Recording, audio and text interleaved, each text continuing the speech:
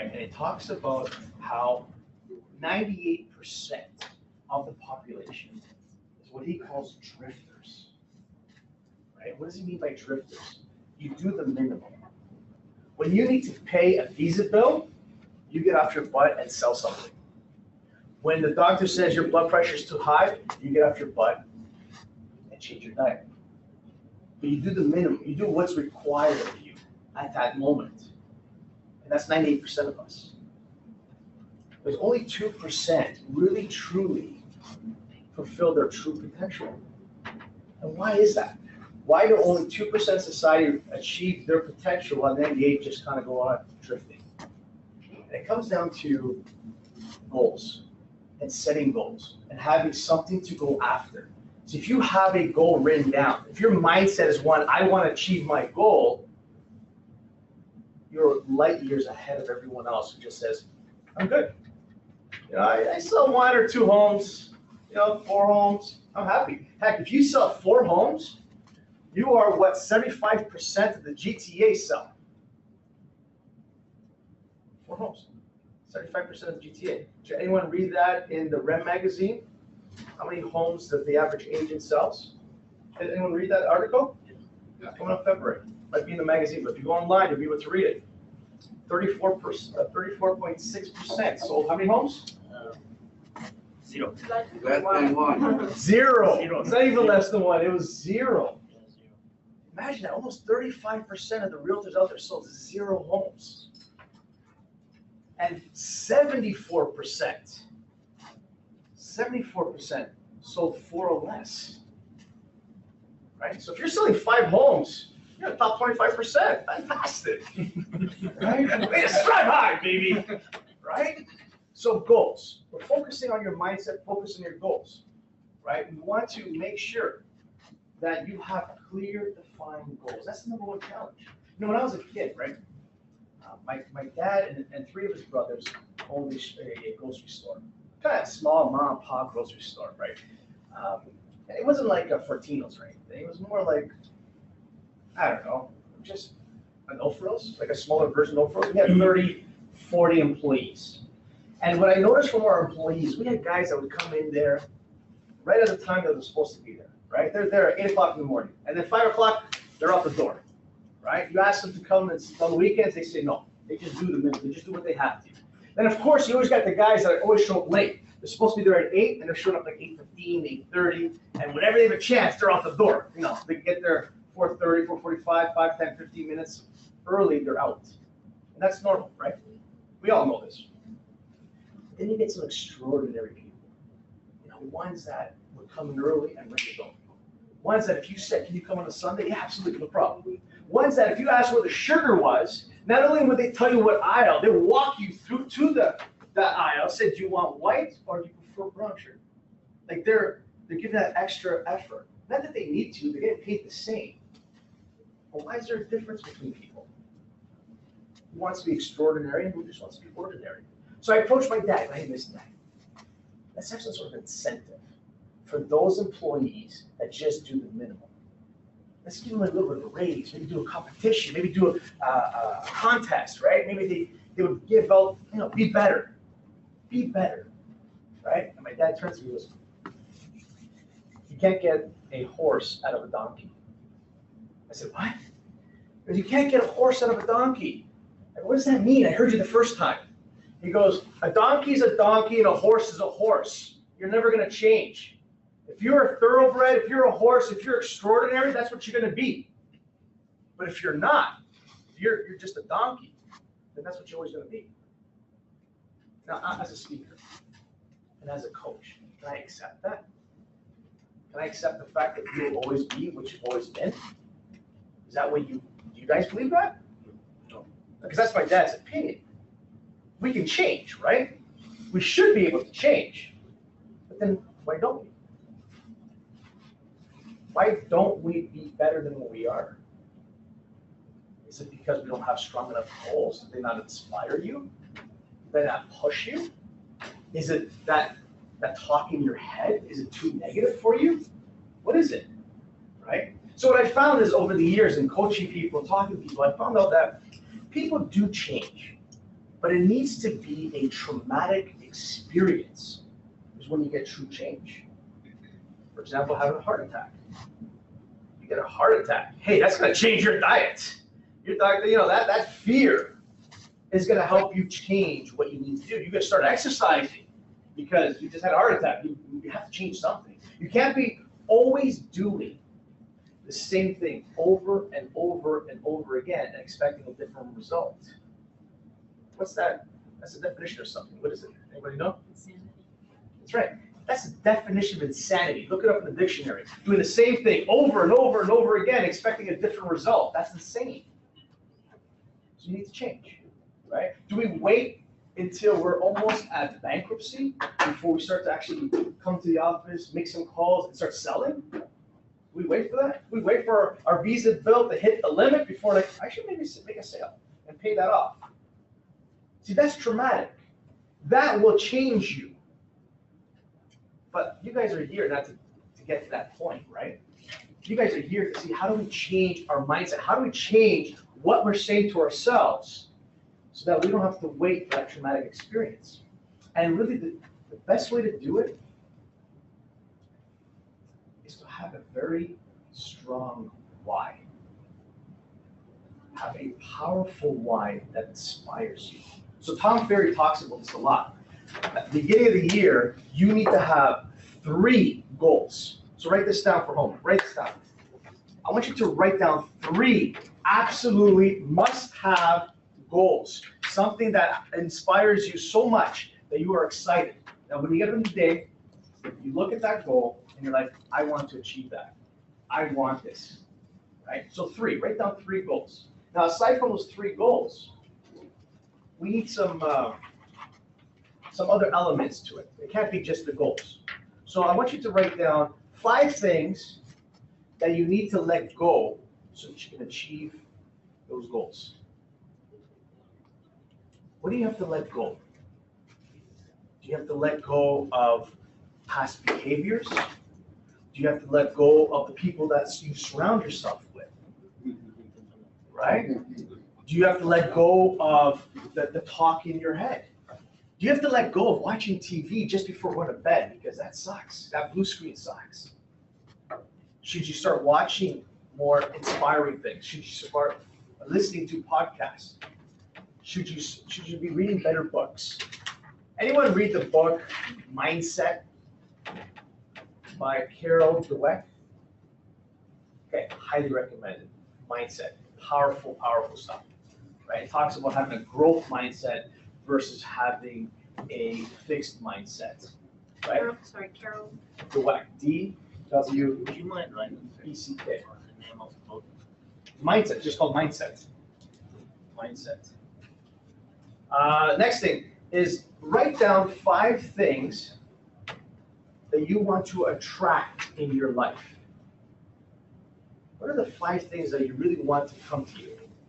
You're attracted. You guys ever watched that TV, not TV, it was a movie, The Secret. It talks about, law of attraction, right? Something similar to that. Not so in depth, but what are the 5 things that you want to attract in your life? And then the last thing I want you to do is write down 5 things that you are absolutely grateful for in this world. And this is important because this is going to help you change your mindset. When you start starting the day with thinking of all the wonderful things in your life, that's the start. When you start talking about my health, my family, my friends, my career, my community, my home, if you start thinking, and more importantly, writing that down, what you're grateful for in your world, that's going to help set up your mindset. That's going to put you in a better space than the fear. You guys get that? Yep. Right? So the plan here is to write this information, especially the gratitude stuff, and your 3 goals. Write that out each and every day. So let me ask you, if you did this, what would your mindset be like now? Would it be negative or would it be more powerful? More powerful. Yeah, because now you're focusing on what's good in your world. You're focusing on what you want in your world. You're focusing on what you want to attract, and you're letting go. Any special time you recommend writing this out? Well, that's a very good question. ideally what you want to do is start the day like this, right? Start the day like this, right? And there's nothing wrong with doing it more than just once, right? Especially the grateful part. Like writing it out in the daytime, as soon as you get into the office, as soon as you wake up, you take a moment, you visualize, you get yourself prepared for the day, and you write this out in a little journal. Keep it, why not? But there's gonna be times in your day where you're stressed out. Deal's going sideways, right? Take a moment, take those 5 minutes, close your eyes, and visualize what it is that you're grateful for in this world. Right? Visualize that this is a bigger than a one moment. It's bigger than one deal. Right? Life goes on. So if you focus on your why, focus on what's important to you throughout the day, and have that in your head, you're pushing out all the negative thoughts and you're putting positive thoughts. So that's the number one challenge. You guys got that? Number one challenge. That's a pretty good challenge. Number two. Challenge number two. So the first challenge, I know you came in late, was mindset and goals. Mindset and goals. Challenge number one for realtors. Challenge number two for realtors would be planning and organizing. Right? Planning and organizing. There's so much stuff to do as a realtor. You need to kind of organize your day and plan your day. So here's the thing. This is your goal. This is where you want to go. This is where we want to achieve. This is where we're heading to. But that's what you're doing. You're not in the same line, are you? You guys are not aligned. So the key here is you're not going to be here right away. This exercise of goal setting, that's not going to get you there. However, if you do little things, fixing what you're doing now, eventually it becomes habit, and eventually they align. Eventually, your goals and your actions will align. And this is important. So how do we get there? How do we focus on getting our actions to align with our goal? Such the schedule. Who here it has a strict schedule? Yeah, I didn't think so. It's common. It's tough, right, guys? It's tough sticking to a schedule as a realtor. We get this. We understand this. So that being said, one of the things that's been working really, really well with our coaching clients is creating a simple to-do list. That's it. Do simple to-do list. So it's like an action list, a daily action list. So you put it together. This is what I need to accomplish. But what goes in that daily action list? And I'm not talking about mundane stuff like putting a CMA together or printing up a feature sheet. That's what I'm talking about. I'm talking about daily action steps that you should be doing each and every day. Right? Money-making activities, right? So let me ask you that because this is fun. This is going to be like a little kind of town hall meeting. What sort of money-making activity should be in this list? What would be considered a money-making activity? Any thoughts, ideas? Okay, so we talk about prospecting, because that's a very common word. Are we digging for gold or not make decisions here? No, what are we talking about prospecting? Is it I'm following up on a lead, because that's like prospecting, right? Are you just having a conversation with someone about buying or selling a home? Or are you setting a specific time and you're making some calls or you're door knocking or you're doing open house? Open house is prospecting as well, right? So let's be more specific about this prospecting because it's thrown out there a lot, right? What were you thinking? Okay. So calling out your sphere of influence? Okay, so calling your database. I like that one. What are you thinking? Same idea? No, I am actually out there talking to people. So you're like meeting with people and having conversations with people. Yeah, I love it. What else should we? Working on social media. Working on social media. Interesting. Interesting. We'll get to that in a second. So you think that would be a money-making activity? Okay, good. Anybody else? Anything else? Showings. So like appointments. Live showings, negotiating offers, listing presentation, money-making activities, right, guys? Right. So I wrote this down. You mind writing it down? I wrote down 4 money-making activities. Number 1, practicing your scripts and dialogues. Practicing scripts and dialogues. Now, why are scripts and dialogues important? Why do we need to actually know them? Right? As a realtor, your job is what? Talking to a client. Okay, talking to a client. So in essence, your job is you're the middle person. You got a buyer, you got a seller, and you're putting them together, right? That's what it is. Buyer, seller, together. That's what we're doing. So the better you are at asking questions, the better you are at pacing and leading a conversation to get the buyer to put on an offer, the better you are at presenting yourself in front of a seller and getting a listing. Would that make you more money? So that's why practicing scripts and dialogues is a money-making activity. Because the better you are at handling objections, the more appointments you're going to get. The better you are at listing presentation, the more listings you get. The better you are at price reduction, getting the client to sign here, the more deals you make, the more money you make. So it's a money-making activity. Practicing scripts and dialogues. Who here takes 15, 20 minutes every day and does that? Okay, so throw that down. This is a good idea. If you're having problems, if you're an agent who is always being said no to, not able to close, right? Kind of getting frustrated with the clients, fearful of getting on the phones. Who here has a bit of a fear on the phones? Be honest, okay? And all fear is the unknown. It's just the unknown. That's all it is. It's because you're not sure where to go next with this, right? Like if you had a powerful listing presentation that you're so excited to share with everybody, would you not want to get on the phone to talk to people so you can get in front of them and show this? Yeah, it's the unknown, right? It's that fear of unknown. But once you've gone through it, talked to some people, had a conversation, went, did a presentation, got the listing, put it on the MLS, got it sold, and you see how simple that can actually be. Would you want to do more of it? Yeah, because you have to go through the behavior, correct? If you haven't been through that process, then in the back of your mind, you're always going to have that fear. So all that is simply the unknown, and then you'll get over that. The next thing I wrote down for money-making activity is generating leads. Generating leads. Now that sits on prospecting, that sits on open houses, that sits on social media, that sits on all, it covers all that.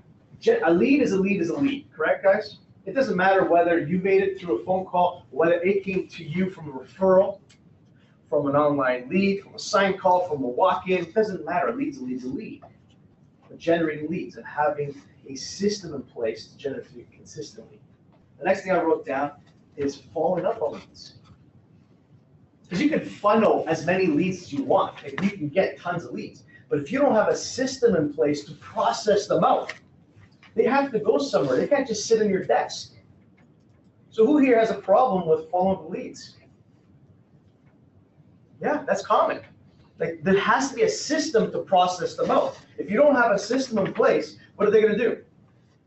They're going to just pile up. You just have a whole bunch of leads, right? And then eventually over time, because you haven't taken care of those leads, they become what? Useless. Absolutely useless, right? Actually, they become a lot more negative than you think. Because if you're collecting leads, you have this psychological thought, hey, listen, I got all these leads. But really what you have is nothing. It's useless. But psychologically, you're thinking you have a business because you have a pile of leads. Unless you process them out, you have nothing. Because your lead is also my lead. And it's also his lead and her lead, right? You don't know. And that's where it's dangerous, holding on to leads. You've got to process them out. You have to have a system in getting them out, right? Next one I wrote, the last one, was money-making activity, going on appointments. Simple. Listening, buyer appointments, showings. Now there's the difference, right? Buyer appointment is when you sit down with the buyer and you walk through the process that's involved in buying a house and you sign them up to a buyer agency agreement. That's a buyer appointment. And then you have showings. Those are showings when you go out there and meeting clients and showing them houses. And of course, you have price reductions and you have offers. So that's all money-making activity. So if you put that down, right, what should be the first things you should be doing in your checklist? Would be these four. If you're looking at these four, which ones can I work on? Do I need to get a price reduction on this property? Do I need to spend some time on my database and talk to people that I know and generate some new leads? Do I need to process my follow-up of? process my leads out. So that's how you would set up your day. It's a lot easier than saying, I'm gonna be at the office at 7:30 in the morning. I'm gonna be at the office at 9 o'clock. I'm gonna get on the phones at this time. Does that work for you guys?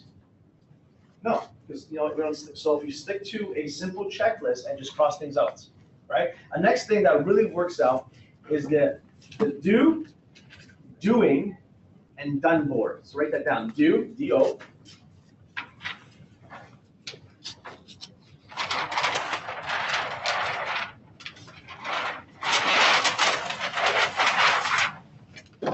So you're gonna have a board, real simple.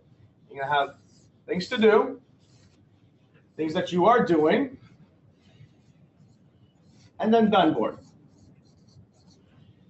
If you wanna process things out, we all have projects that we're working on, right? We all have these things that we wanna do. Like, for example, if you're not working on social media, that might be something that's interests you. It's to generate some leads from social media, right? So you would simply get a yellow note tag, right? Social media, put it here on the do list, right? And if you're gonna put together a new listing package or a buyer package, right? Again, you put it on the do. This is all stuff that I wanna do. You have a whole list of stuff you wanna do, right? Then afterwards, as you're processing, you take 1 or 2 or 3 max and put it on this side. Okay, now I'm working on this. This is a project that I need to work on. I'm working on building a new lead source. I'm working on my listing presentation. I'm working on a specific offer, whatever the case may be. And then what you end up doing is once you complete that, you have a great listing package. Love it, it's fantastic, great, now you move to done. Why do we put it there? It's a sense of accomplishment.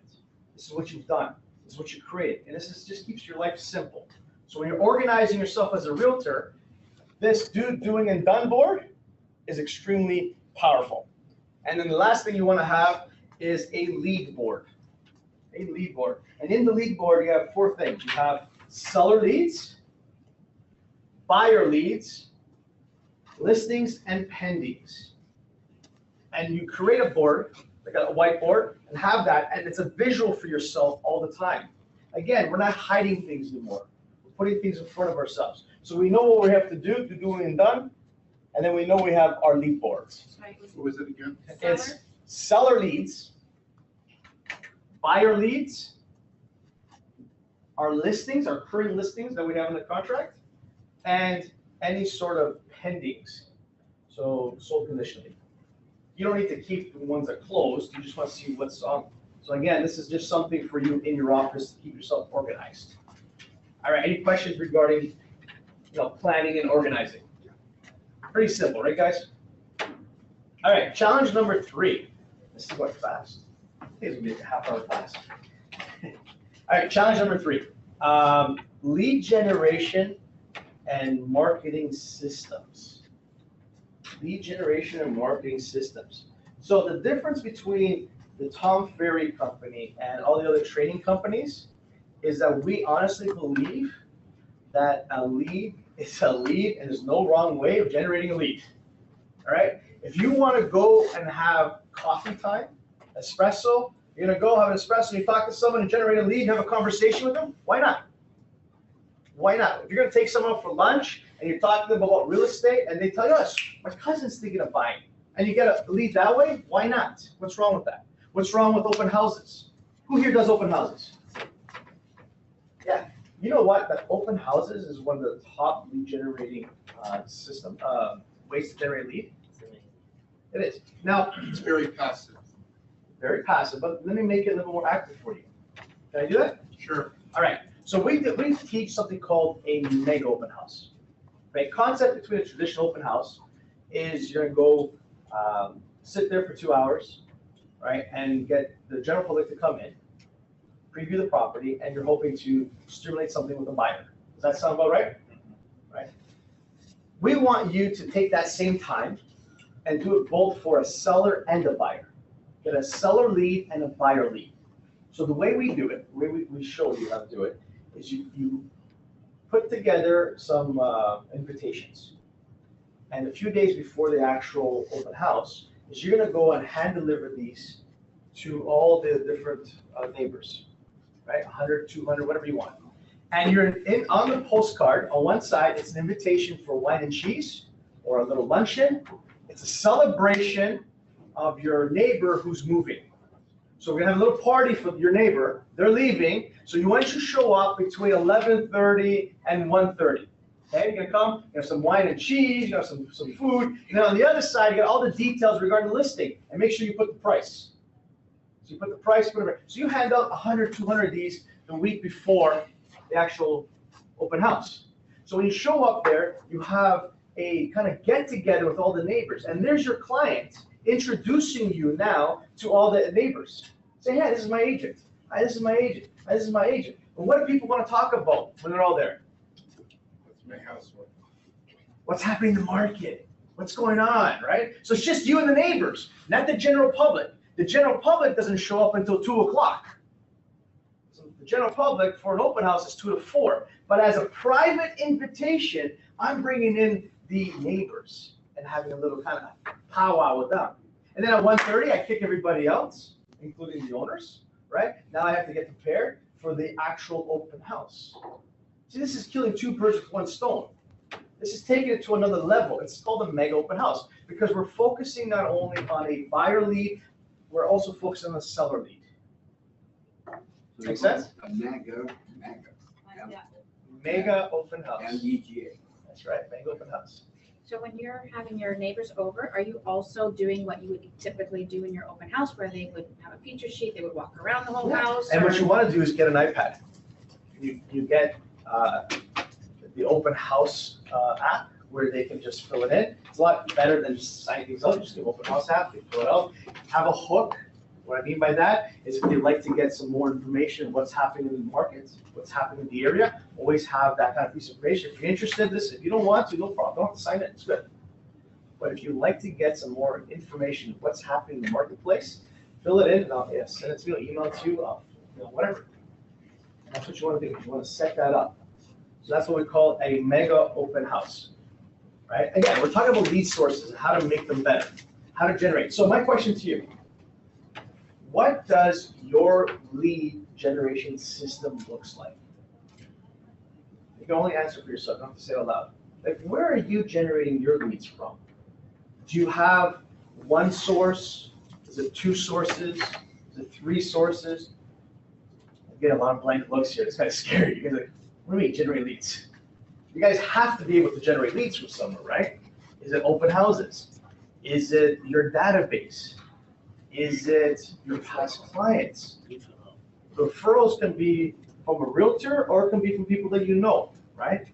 So where are your lead sources? So to have a strong business, you need to have 4 to 6 different lead sources, real important. Most agents work on 1 to 2. Problematic, you see? If you're not getting enough leads, how are you gonna get enough business? Right, so real important. So an example of a poor lead system would be an agent that is constantly trying new things and nothing ever sticks with them. And that's a problem. It doesn't matter what coaching program you may be following or whatever system you're thinking of, Buffini, Craig Proctor, Tom Ferry, Mike Ferry, they're all different, right? It doesn't matter. But what you want to do is stay consistent with one. Because if you're just going to go dabble here and dabble there and dabble there, you're never sticking to anything, right? And that's a problem. That's not consistency. If you're waiting for business to come to you, that's a poor lead generating system. I'm telling you right now, right? It's poor, right? If you're just going to wait for leads to come to you, that's problematic. That's not a strong system.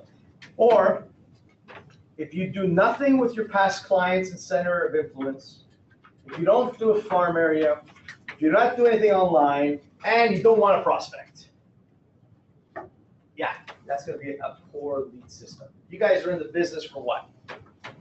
Why are you in real estate? Money. Okay, to make money, right? You guys just want to make a living, or do you want to make some serious money? Serious money. Okay, so what does that take? Action. It takes some hard work, and it takes, as a salesperson, talking to people. If you're afraid to talk to people, you are in the wrong business. You guys are all salespeople. You have to speak to people. I'm not going to sugarcoat this. If you're not having conversations with people about the idea of buying or selling real estate, right, then you don't have a business. This is important because a lot of times we get up in the morning, we come to the office, we take our papers, bring it over to this side of the desk, and look around. Those papers, put this side of the desk, look around some more. Right? Lunchtime. Then you come back, 3 o'clock, right? Then you move this over to that side. All right, I'm out of here. And you go home. And that was your day.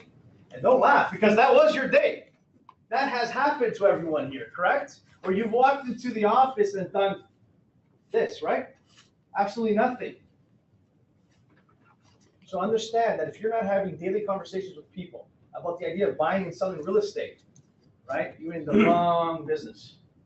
You should be working at something where you don't have to talk to people, right? So I'm being very clear. So what does your system look like? A strong system, a strong lead generating system would have 6 or more lead sources.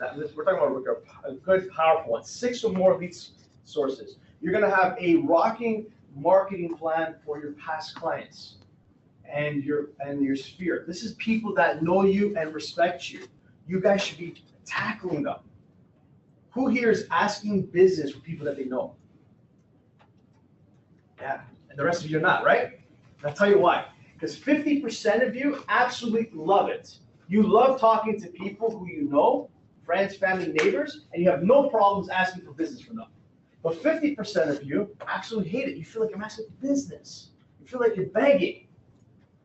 And this is true. This is how it is. Like, that's me. I feel like I'm begging. Because it's just human nature. But the truth is, those agents that work their database have a continuous stream of business coming into them. 1 year, they'll do 20 deals. The next year, maybe 23 deals. And the next year, 25, maybe 30, maybe 40. But any agent that doesn't work their database, they may pull off 20 deals 1 year, but then the following year, they're at 14. Then they'll go back up to like 18, then come back down to 13, right? Maybe go back up to 21, and then come back down to like 10. Because they're all over the place. They're working harder sources. But if you work your database, and this is key, if you work your database and have conversations. So hang-ups, I'm gonna talk about that for a second, hang-ups. What would be a hang-up for not calling your database? Any thoughts? Hang-up. Why would you not want to call your database? I mentioned already, feeling like you're begging for business. What will be another one?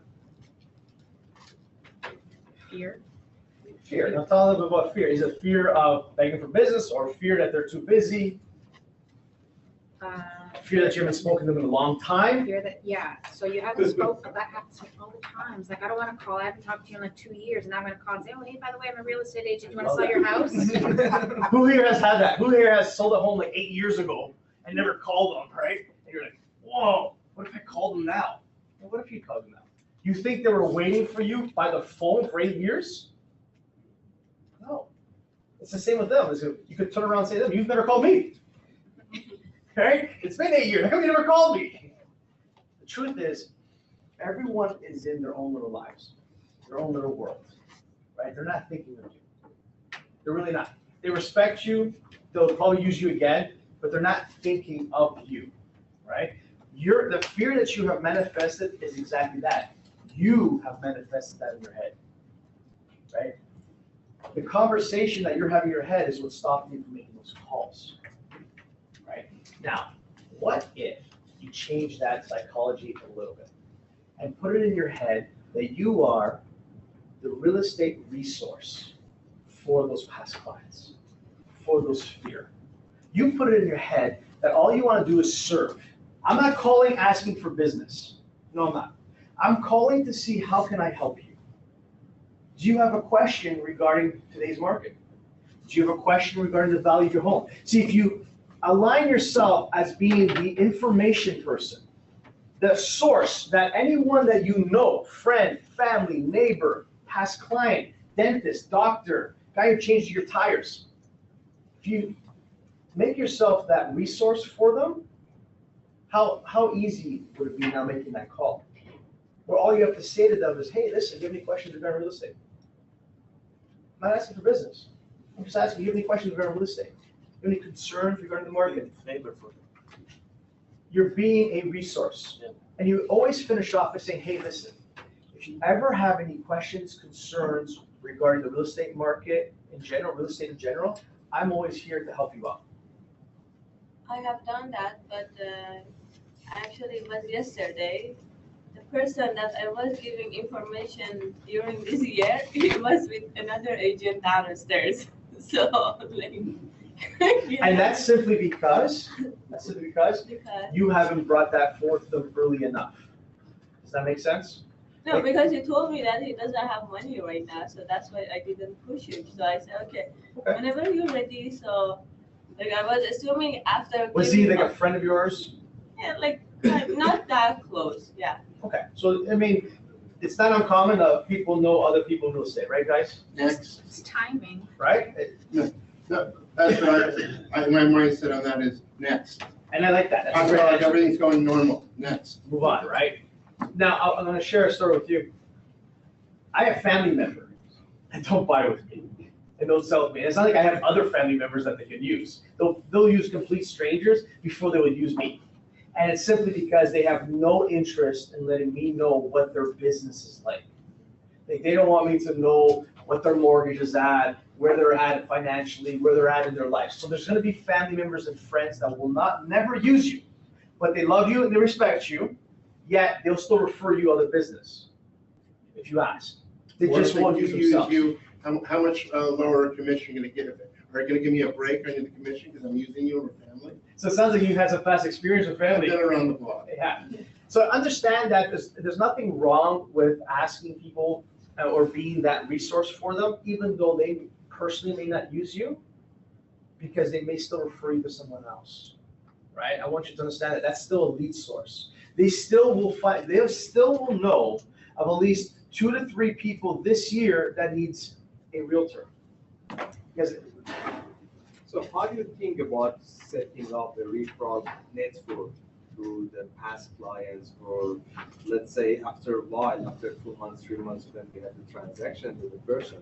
So we let them know that, okay, we have a referral program. If you refer someone to us, there will be, I don't know, I haven't thought about what we can give them in return. Okay. But do you think it's a good idea to put something for, referral program, just the reward? And that's a great question. So the question is, should we entice our database and send you a referral by giving them something? Giving them some monetary value or sending him to Disney World, whatever the case may be. Okay?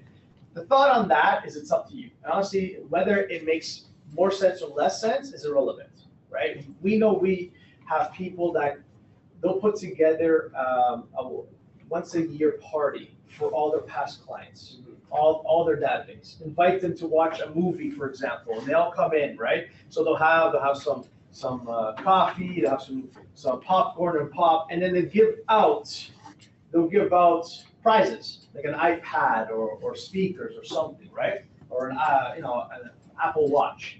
And I've seen people do that. What they do is anytime someone sends a referral, their name goes into like a little basket so that when you're there, you pull it out and now you can win this. And then the grand prize is like a trip to Vegas, right? Same idea, same concept, Yeah. right? And that's worked. Does it make them send you more business than not? I don't have the data on that. I really couldn't tell you that if you do this for sure, you're gonna get that. But it could be healthy. It wouldn't hurt, right? But what I can tell you is this. If you have 200 people in your database, as an example, and you work your database correctly, and I'm gonna share with you a plan of action on how to work it, you'll get a 10% return on that.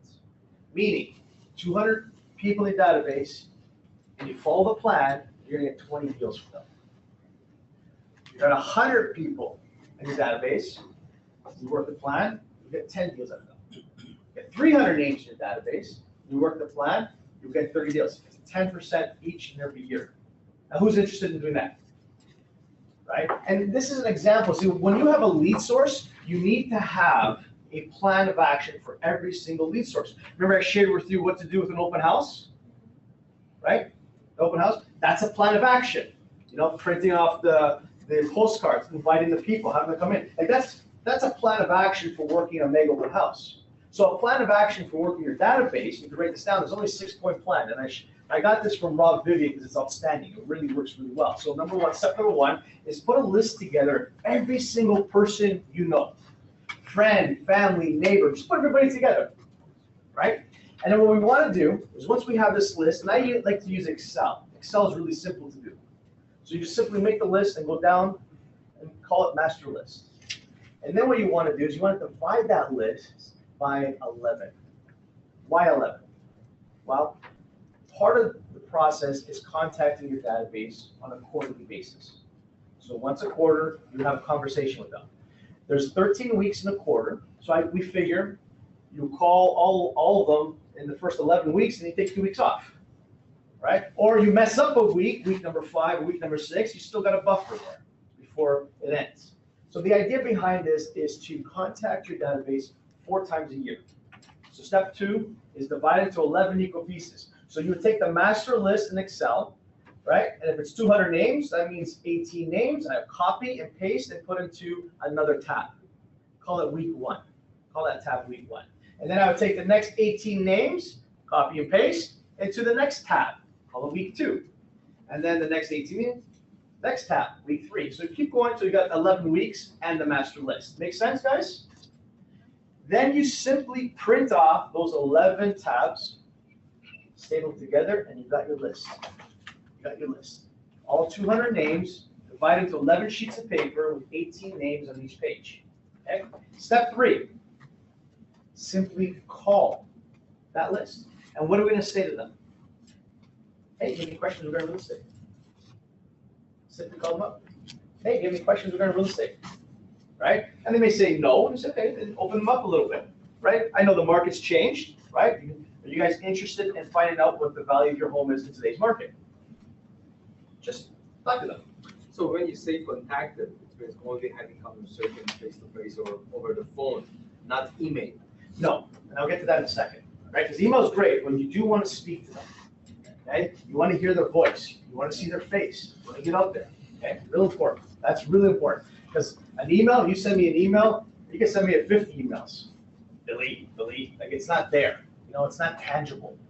But when I call you and I say, hey, listen, do you have any questions regarding real estate? Because I really want to help you. What's the tone now? Right? So you're contacting them. That's step 3, contact. Step 4, real important. At the end of the week, for those people you have not reached, I want you to simply leave a message. Right? Leave a message at that. So like if I'm calling my list and there's 18 names and I go down the list, I call you Monday, I'll call Tuesday, Wednesday, Thursday, Friday. I get to Friday. I'm not working Saturday, I'm off.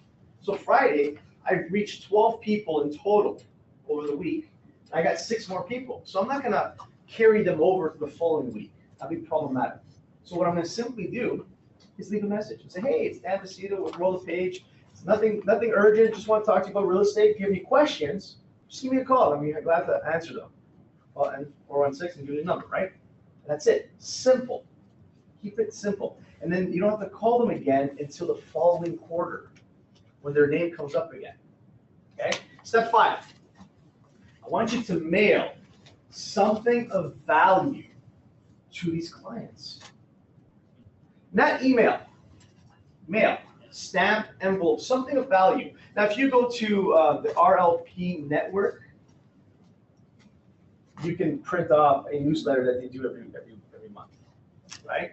So you want to send them something of value on a monthly basis. You could send, if your budget doesn't feed you, monthly's too much, then try every 2 months, right? Clear Communication is a wonderful publication. It's $1.50 each. They mail it out and everything, and they send it every 2 months.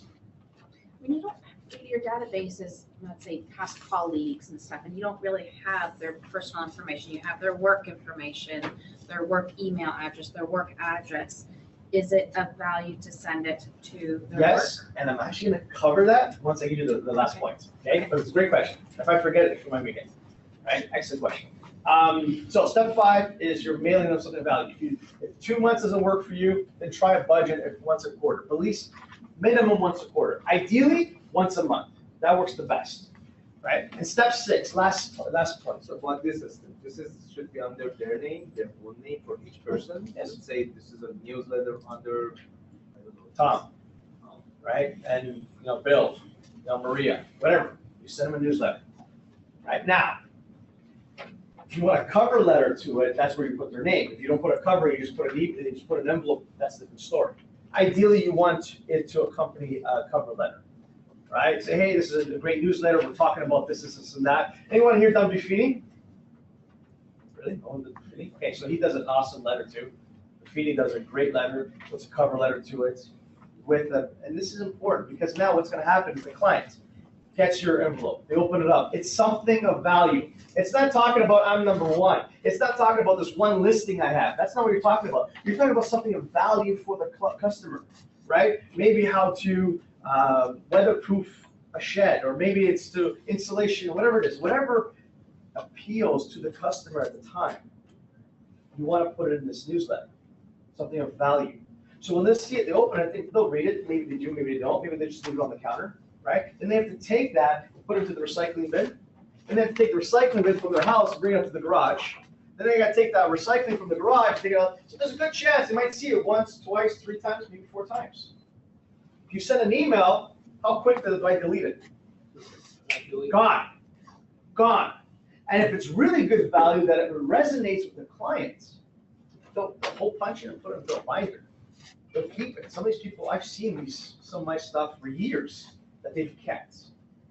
Right? Again, it's top of mind for them. It's value. You're being the resource for them. It doesn't cost you very much for this. What about things like drip campaign, things like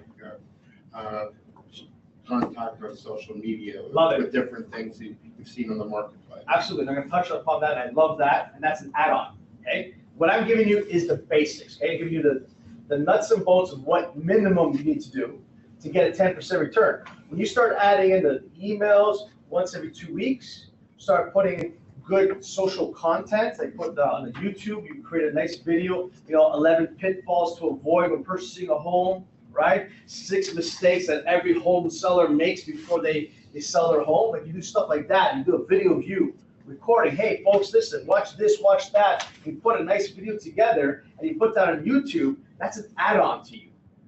And that you should tag that with your drip campaign emails once every 2 weeks. Again, add-on, right guys?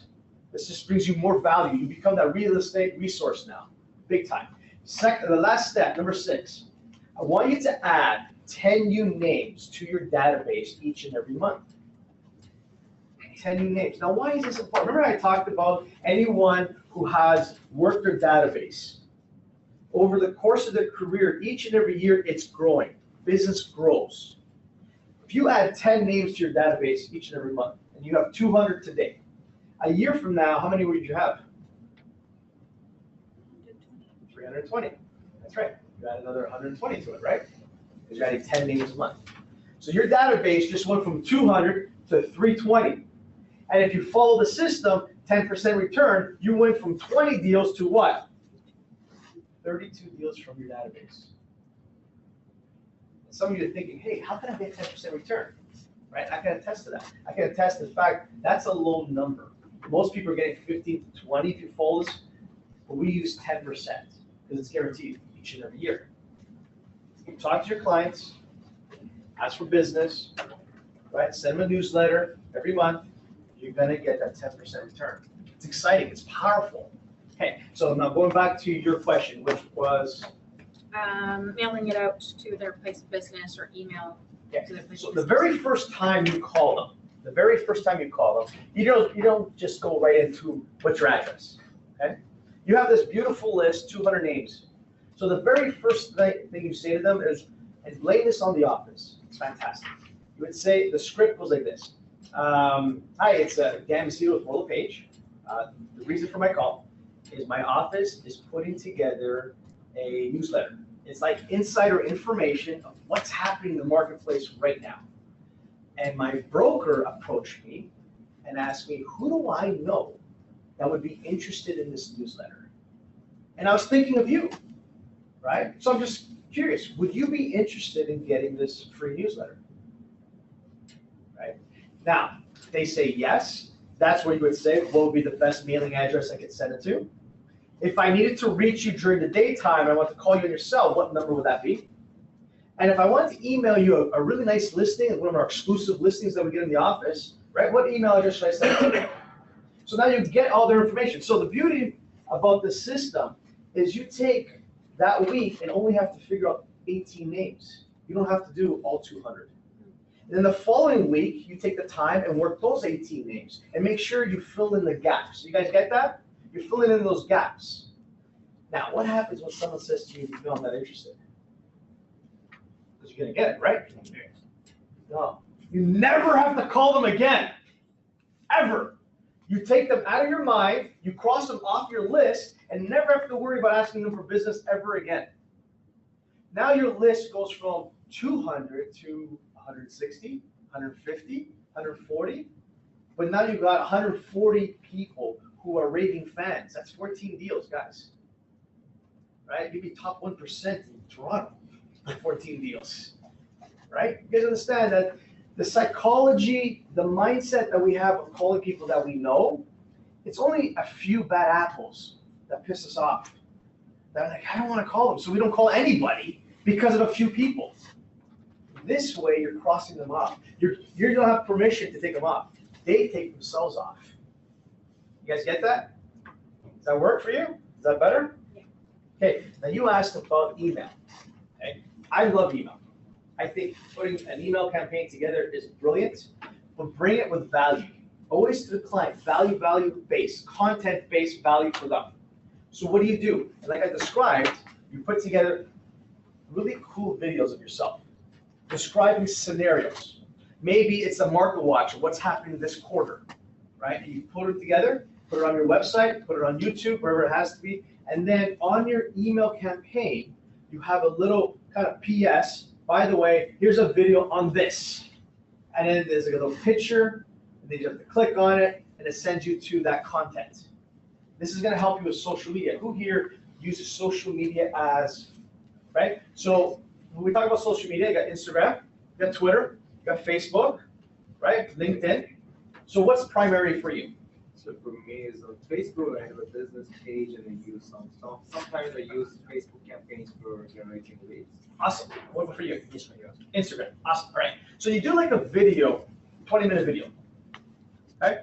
Then you break it down into little segments for Facebook, maybe 2.5 minutes of that video with a link to that full video. And then on Instagram, you do the same thing. You break it down to 15 seconds. Really, really small. 15 seconds, really kind of like in their face kind of stuff. Click, click, click, click, click, and then click on this if you want more. Yeah, the minute, but people have the minute on Instagram. It's like they're swiping up. 15 seconds is Instagram. How do you break down videos? You need an editing machine, editing program, sorry. iPro or something, you get an editing program, put the video through, and then you just kind of, you're cutting segments, put it together, put music back in the background. It's brilliant. And if you Google it or YouTube it, it'll teach you exactly what to do, what equipment you need. Everyone should be doing video right now. And it's huge. Huge, huge, huge. Something else on video. Oh yeah, so you're talking about Facebook in the back. You're try street text. Streettext.com. I know. Okay? They take care of everything for you. So you put in your postal code of what area you want to work. You work, you pay for it, $100 for 7 days. It's $400 for the month. But they only send you the leads in that particular area, and it's mostly listing leads. So mostly listings. So whatever area you work, whatever postcode you work, you put that in, and anyone in that area looking for a house on Facebook, because they follow each other, go through all the different platforms, you're getting a lead. It's brilliant. Sorry, when you're looking to buy a house, the majority of people would be working with an agent already, no? Not necessarily, no. 97% of all buyers look on the internet first before they contact an agent. 97. Right? And Toronto, the GTA, is quite sophisticated. So I wouldn't be surprised if it was like 100%. I really wouldn't. Like even my mom is checking on the internet. She just got on Facebook. It's terrible. It's driving me nuts. Terrible. But anyways, everyone's on it. Facebook is never going to go away. It's a great lead source. You guys get rid on it. All right, that was the wrong one, please. Oh yeah, the next point I just want you guys to be very clear on is no matter what lead source you work, its priority is having a plan of action for it, right? And this is important. So have 4 to 5 lead sources, and then have a plan on how you're gonna work it, right? That's gonna help you build a strong business. All right, challenge number 4. Presentations and conversion skills. This is what we're talking about, scripts and dialogues. So my question to you is, how excited are you with your listing presentation? Do you absolutely love it? Can't you wait to show it to someone? Are you so excited to present it? Because I guarantee you, if you don't have one like that, where you can literally walk into into someone's home and not have any papers and go right through step by step by step by step what the process is of pacing and leading the client to a signature. That's a presentation, right? So what do we need to put in that presentation? How do we make our presentation powerful, right? And it's real simple. You need to take some time and sit down and really put it together. If you don't have one that that has a visual to it, I'm not saying you need a computer, not necessarily, but you should have some sort of component that's a visual. 25% of people out there, they're very visual. So you want to appeal to them. You want something that has a little bit of analytics to it, numbers. Share the office numbers. You guys know what our market share is? Anybody know? It's like 9%. We're 16 offices, 1,600 agents, and like almost 9% market share in the GTA. Those are great numbers to use. Not your numbers, but it's the office. Roll the page, your community, right? You got to use some analytics in your presentation. You also want to focus the presentation on what? On whom? Whom do you focus the presentation on? Them. That's right. Please. WIFM. What's in it for me? WIFM. That's the radio station that everyone listens to. What's in it for me? So understand that talking about the fact that you're number 1 salesperson in the office isn't going to cut it. Talking the fact that you're going to get their home sold and get them moved to Bradford and they're going to be there by June and the kids are going to have no problems getting to the school, that's where you make your presentation stronger. If you focus on them. So understand, listening presentation, focus on them, have some analyticals, and have a visual of some sort. Right? Asking questions and learning questions. Who here practices scripts and dialogue? I think I mentioned that. Right? Real important, download some. You can get them from tomferry.com, they're free. MikeFerry.com, they're free. Rob Vivian Coaching, they're free. Right? Bruce Keith, he'll be here next week, but he gives them all for free too. Bruce is a nice guy. Right? So there's lots of product out there. Now the key with learning scripts and dialogues, make it your own. Don't just use it verbatim. If you use it verbatim, right, it's not you, it's not the robot. So take the time to really ask. The purpose of the script is to follow a guide to get you to what? An appointment, right? It's basically get you to an appointment. So just follow that guide, right? Role play, right? Anyone here ever practice with another agent? Okay. So role playing is important because now you get to practice a positive scenario. Because when you're on the phone making calls, it's like no, no, no, no, no, right? You're door knocking, no, no, no, no, no. However, when you role play with someone, with another agent, you can role play a positive scenario. Yes, I set an appointment. This is how it feels like, right? And that's important, having that feel like. If I role play a positive scenario, then I will have a positive result when I actually do my calls. Last thing with respect to scripts and dialogues is when it comes to building rapport. When we build rapport. Anyone know how to build rapport with someone that they've never ever met? What do you think they're thinking of?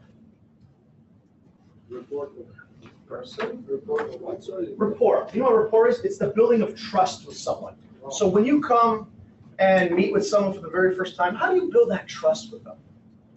Right? When you're on the phones and making the calls, how do you build that trust with them on the call? They don't know you. First you have to show that what is in it for them. I love it. See? Yeah. Yeah. Conversations based on them, right? If you want someone to be your best friend, just talk about them. Just ask questions about them. Just talk about them. Don't say anything about you. Just ask about them, talk about them. They'll become your best friend. Right? Find out how good they like, talk about that. Talk about that. Now, I want you to be very careful with using that kind of rapport building with your clients. Like when you go on a listing presentation, and you see that they have golf clubs in the corner, and you're thinking, "So I play golf, right? Should we talk about golf?" No, you're not there for golf. You're there to sell their house, right? So there is a difference between personal rapport and business rapport. So the key with business rapport is you talk about what their plans are. Okay? Where are you planning to move to next? When would you like to be there? Why is it that you're moving there? So it's the where, when, and why. Okay? Where, when, and why. That's how you build business rapport. If you get that business rapport, right, you don't have to worry about the fact that you like to play tennis and so what. Because that's not going to work for them. Because they're going to look at you at a different level. They want to see you as a professional. So don't build personal rapport. Now, I'm at a party and I want to get to know people and I want to be that, yes, personal rapport, without question. But we're talking about business here, right?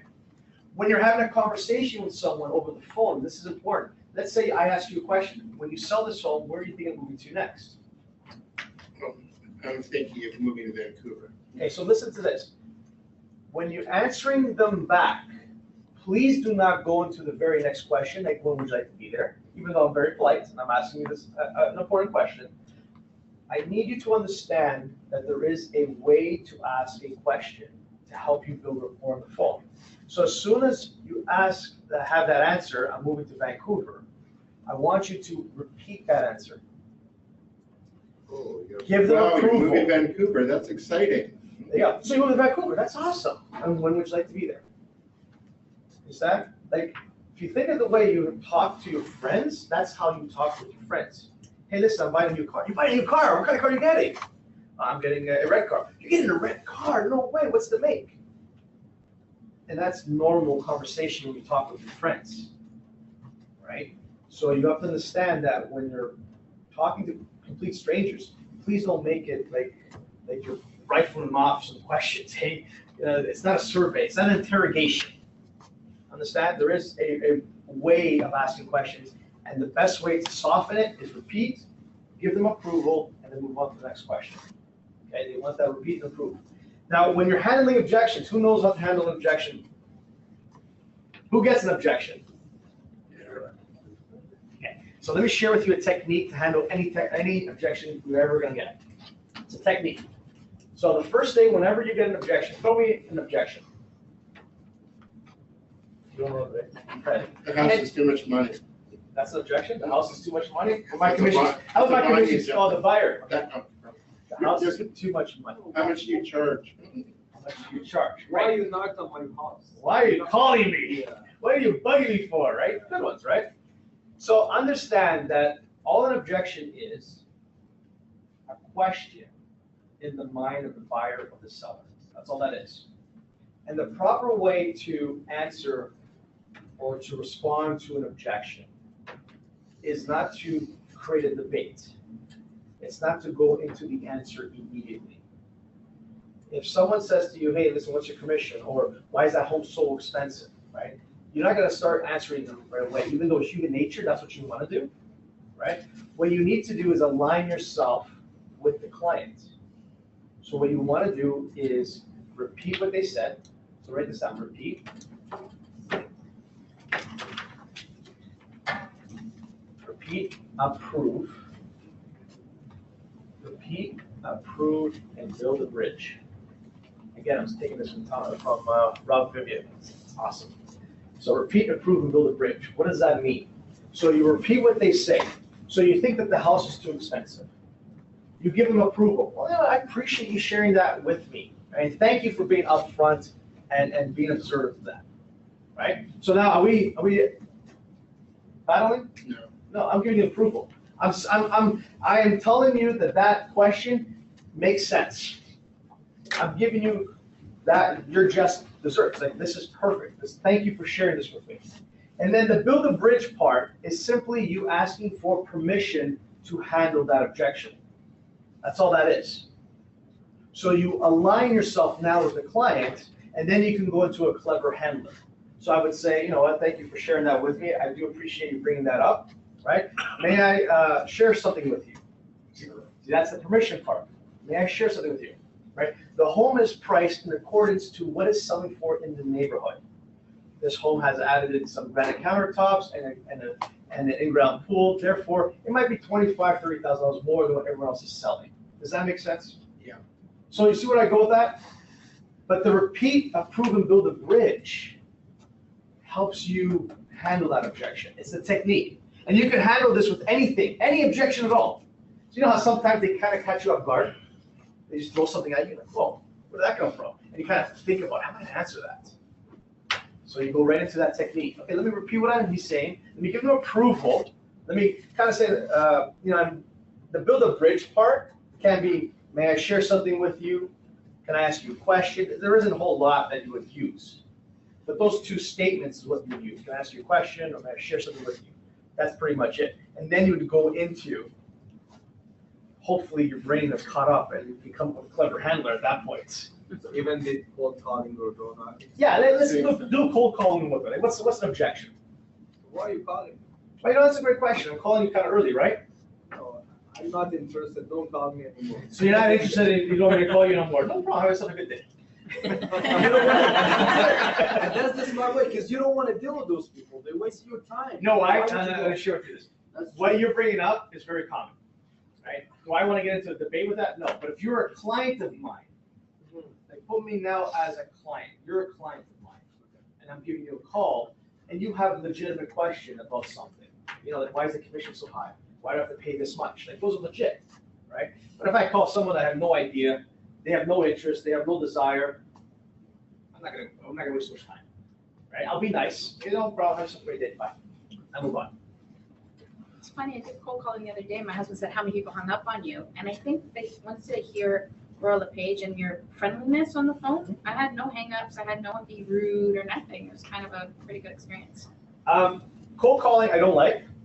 I don't like cold calling. I think you need to call with purpose. I think you need to have conversation with purpose. If you're just gonna pick up a street and call up and down that street, there's a product out there that's way better than that. It's called Sly Broadcasting. Is here Sly, S-L-Y, Broadcasting. It's fantastic. All it does is you pick up the phone, you leave a message. Hey, it's Dan Macedo with Royal LePage. I'm sorry I missed you, right? I have a young couple looking to buy a home in your neighborhood. If you are interested in selling your home, please give me a call. My number is blank, right? Or if you have any questions regarding real estate, because the market has changed, give me a call as well. And what it does is you select the neighborhood that you want to send this message to. And what the company does is it puts it into their voicemail.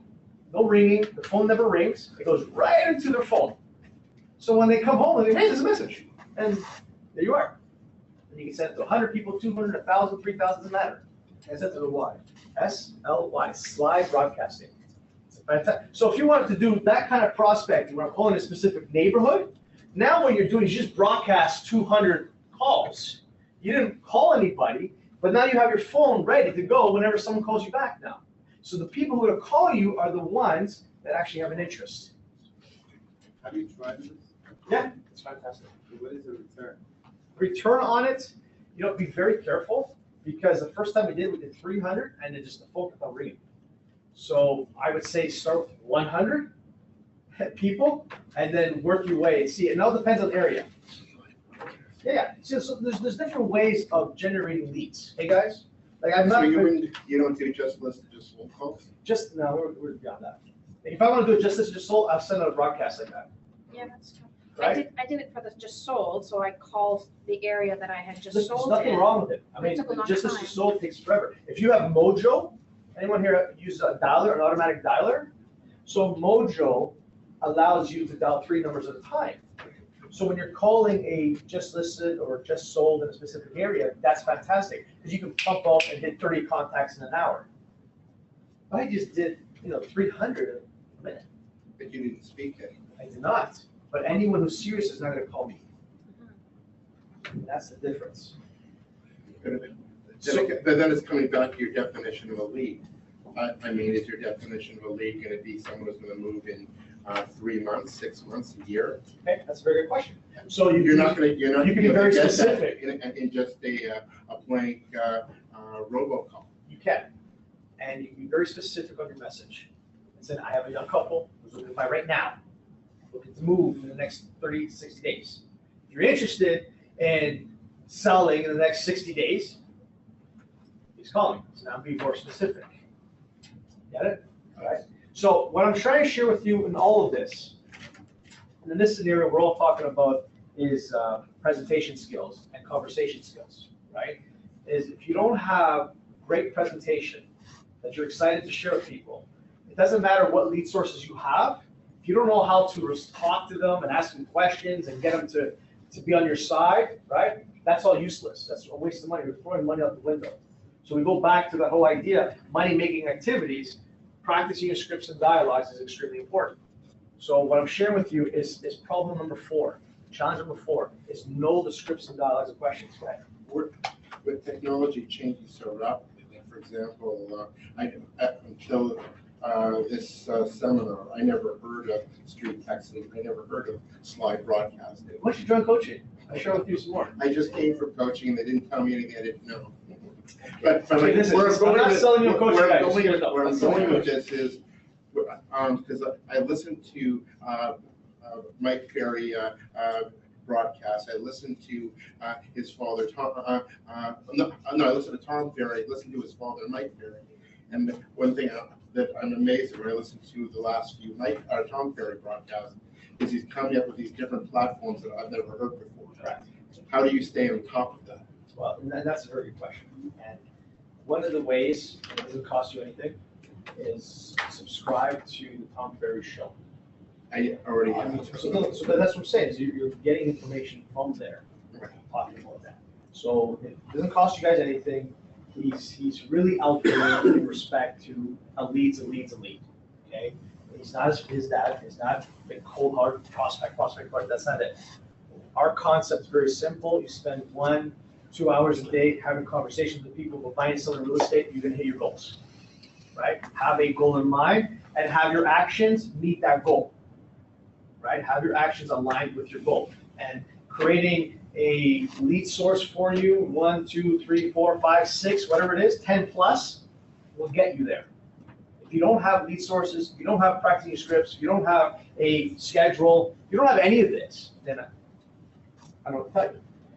But that's a great question, and really the easiest way to do it is watching someone like him.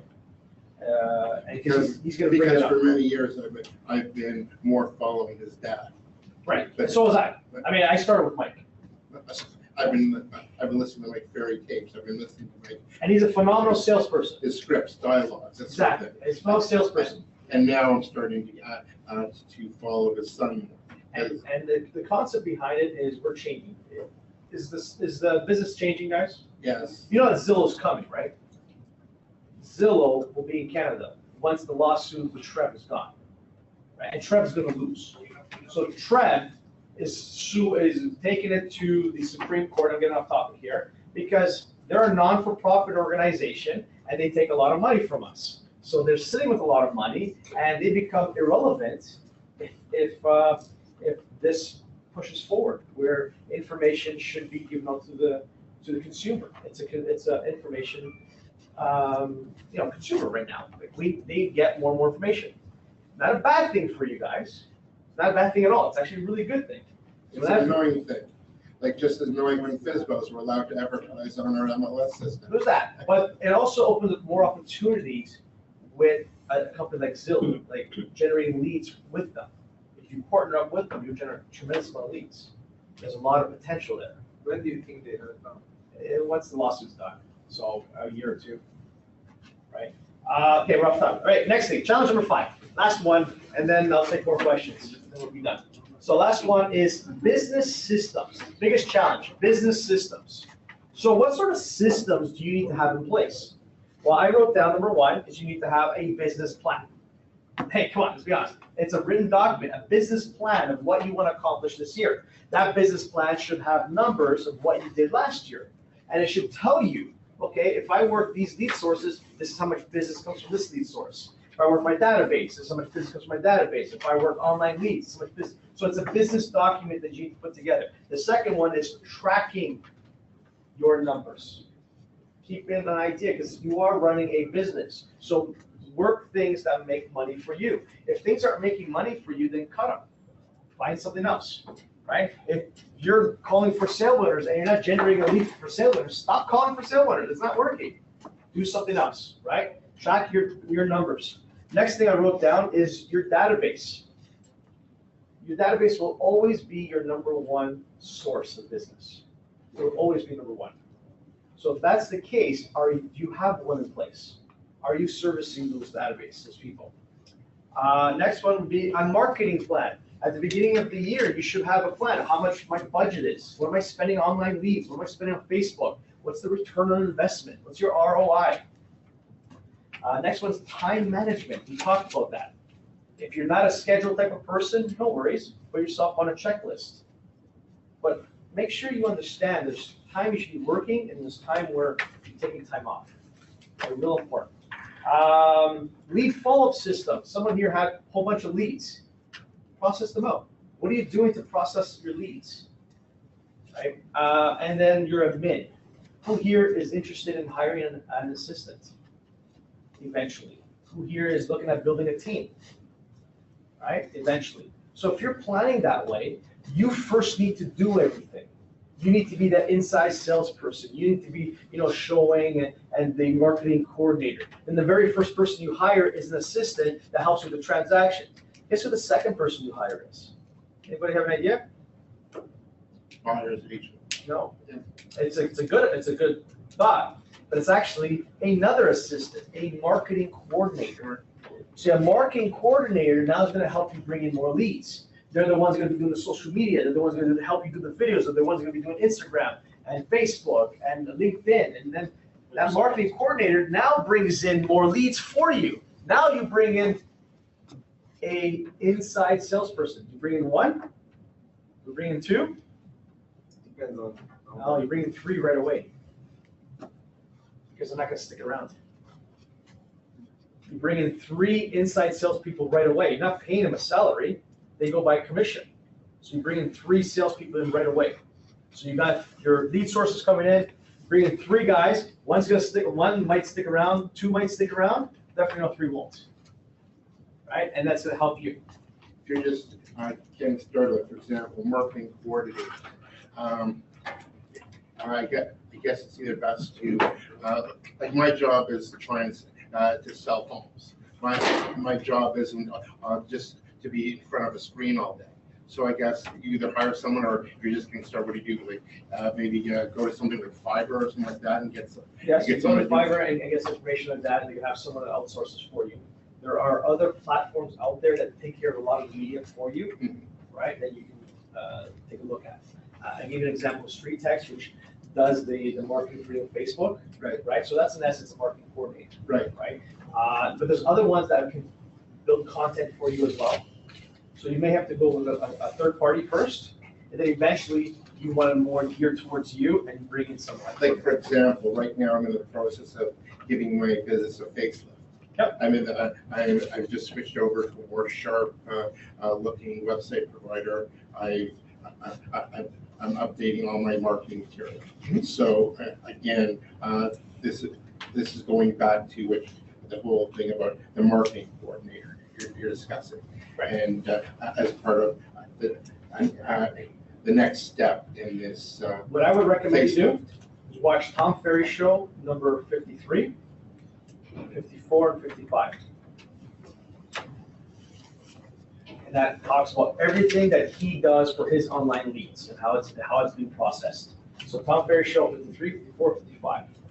Watch that. And he talks about like Hootsuite as an example, and it takes care of all the different social media. So there's some tactical in that segment. It talks about the tactical aspect. It talks about what software and what you need, right? And what's the content, the message should be. Right. So it's a great, each one's about 15, 20 minutes long. It's awesome. So watch that. All right, finishing up. When it comes to business systems, one thing that I didn't speak about is having measurable goals. We talk about goals in general, but you need to have what's called milestones. So for example, if I wanted to do 40 deals this year, which is a huge number, okay? That's a big number, that's $600,000. Big number, right? So if I wanted to do 40 deals, that means by March the 31st, how many deals do I need?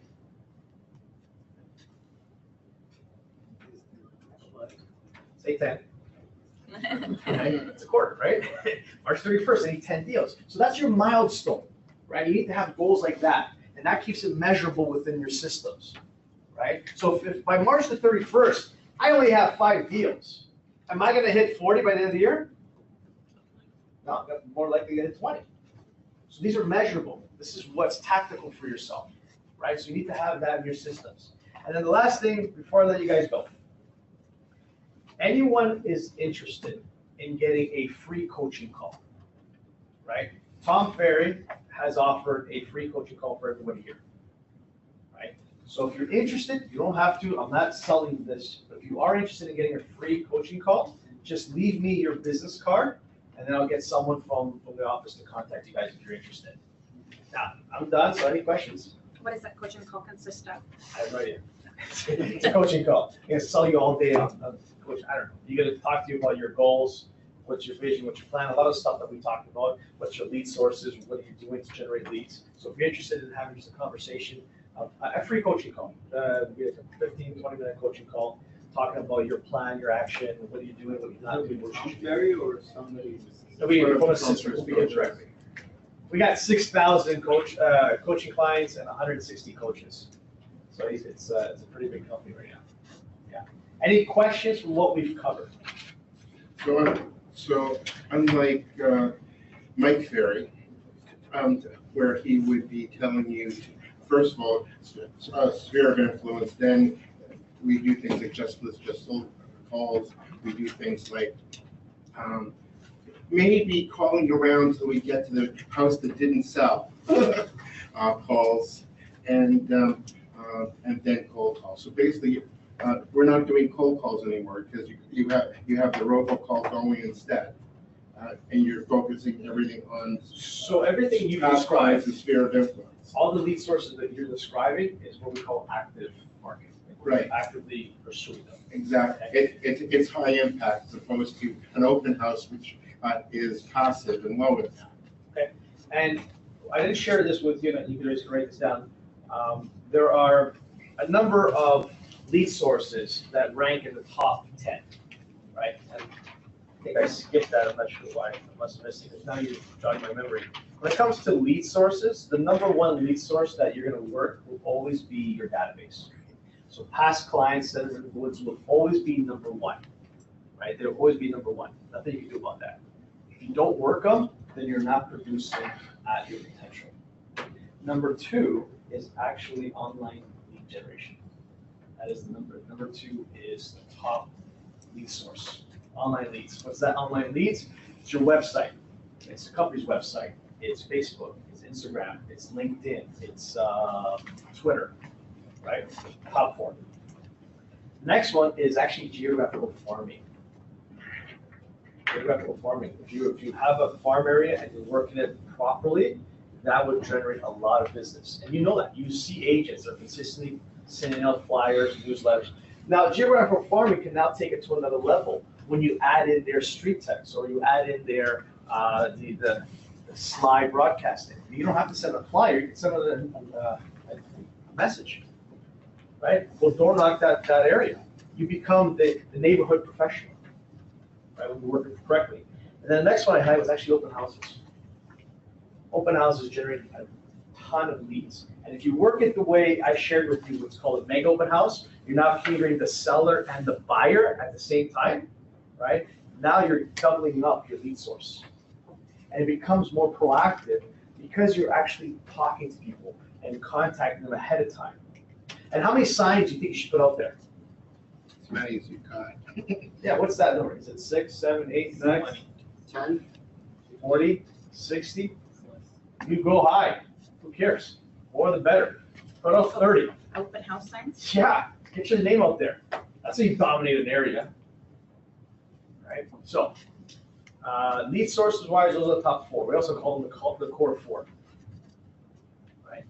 What you're describing with the Mike Ferry system, it's brilliant, it's fine, it's you going after the business.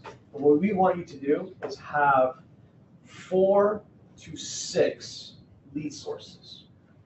Half of them proactive and half of them is them coming to you, so reactive. And this is gonna help your sanity, because if you're sick one week and you're completely, unable to make calls, you're not generating any business that week. And that's the problem with only you generating business by making calls. It doesn't work. And in today's society, right, if you miss a week or two, you could really mess up the whole month, the quarter, the year. So it's really important that you understand that there's nothing wrong with having leads coming to you. There's nothing wrong with that. So flip, set up 50-50. Any other questions? All right, I'm done. I hope you guys enjoyed it. I hope there's some Thank you so value for much. you guys. Thank you. Thank you for coming. Thanks, Dan.